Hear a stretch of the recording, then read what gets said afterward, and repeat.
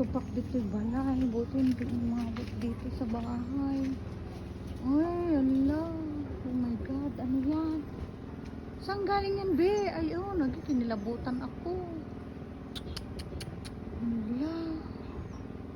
Ayan po, oh, sa paligid, naputol ang mga ako. Buti na lang dito maliliit yung malapit sa bahay. Ayan, ito pakaro. Ayan, grabe yung nangyari. Ayan oh. Ala, pinutol din niya yung ano naputol yung mga sabi ko na Ay ala, ang lakas naman ng ano yun oh. Galing doon. Galing sa taas po yun oh. Galing doon sa taas. Nagmula doon, dyan, lumipad. Dyan, oh. Kasi sobrang hangin kagabi. Grabe. Ayun pa, oh, doon. Nandoon yung iba, lumipad. Buti may mga nakasanggang iba pang ano. Ang iba pang kahoy niya. Ayan, oh, kinalabutan ako. Parang may ipo-ipo nga kagabi.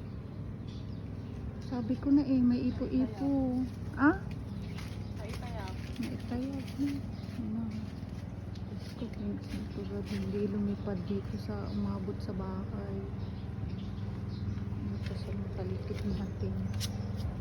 Hindi mo nga ng konti dito.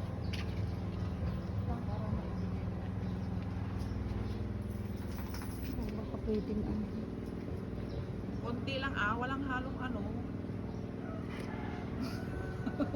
Libut. Kaya pala umiyak yung mga aso. May video, wala akong signal, wala din silang signal.